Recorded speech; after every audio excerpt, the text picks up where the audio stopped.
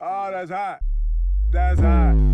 Okay. I know I'm late as f, but I finally watched Arcane, and this show is a masterpiece. From the great animation to the fight scenes to the well-crafted story and to the mother characters. This show is peak and probably one of the best cartoons I've watched in a while. But we're not doing a show analysis today because after finishing the series and talking about it with friends, I was thinking about it at work the other day and I realized we need to have a discussion about this nigga Jinx.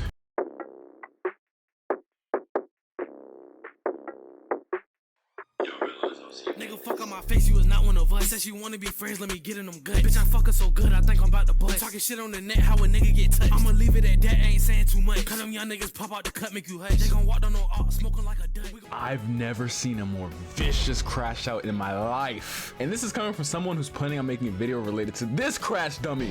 Oh my god, bro. Oh, hell no, man. What the fuck, man? Look. I'm ready to get into it, but as I usually do on these videos, I'm gonna go ahead and throw out a spoiler warning for those who are new around here, because I'm about to talk about things Jinx did from the beginning of the show to the end of the show. I ain't got no interest this time to run, so let's just get into it.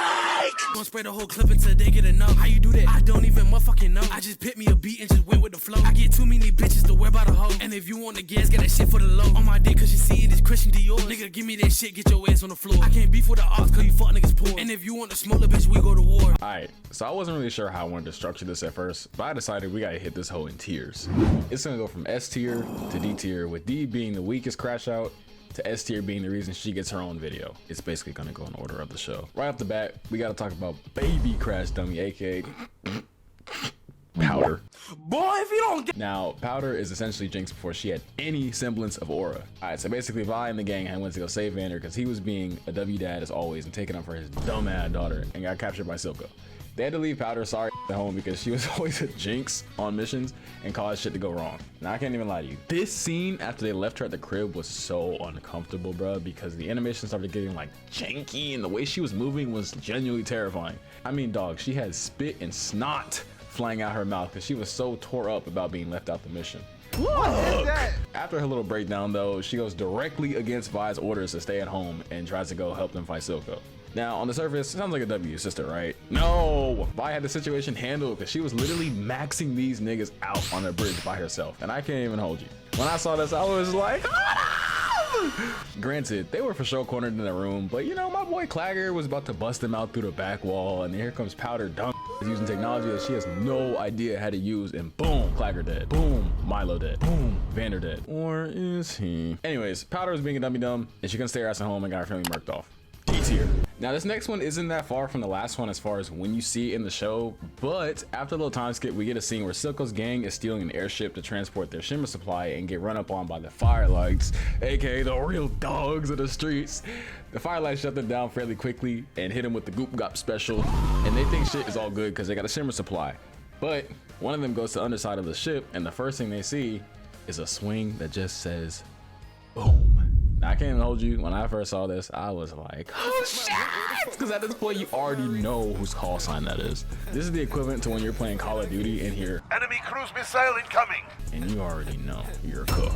Anyways, Jinx blows these niggas to smithereens and readies to clean up the main deck and hits us with the hi. Trying to act all innocent and then immediately gets to scrapping. She gets a vicious stink face and proceeds to walk down Echo with her grenades. They scrap for a little while until eventually Jinx sees someone that looks just like her sister. She gets a flashback of how bad she f***ed up a few years back, and this triggers some insane PTSD. So much so that when she sees the Vi lookalike start running away, she's like, hold up. Ricky! Echo sees this nonsense and tries to stop Jinx, but she's in a whole nother world right now. Like, she's not here, bro. So instead of considering consequences, she just gets a dump in the clip, you know, firing at everybody and anybody, and she hits her own mans. Now keep in mind, we see several bullets hit the crystals before it gets to him, but she doesn't give a single fuck. Now my man's is potentially bleeding out on top of being stuck to the wall. She came in with mad aura and she crashed out after seeing a lookalike of her sister, lost a shimmer, and she got the friendly fire achievement. C tier. Before I reveal this next crash out, I want to make it known that when I was searching for the video clip for this, I typed in Jinx blows up. And why was there 14 different results? Why are there 14 different occurrences of her exploding someone? Anyways, the enforcers were lounging around and barely doing their job of protecting this building that had the Hex Tech prototypes in it when they saw a fire start from inside and heard a little girl's voice crying out for help. Once they get inside though, they find out it was fake and a trap set up by Miss Crash Out Queen of the Year. They look up to see that the voice they heard is actually just grenades, and they get obliterated. I'm not sure how she survived this, but at the last minute, Caitlyn manages to get a glimpse of Jinx sneaking off with a stolen Hex Tech. Now, the reason this is so high on the list is because Jinx literally killed innocent niggas that were deadass just doing their job.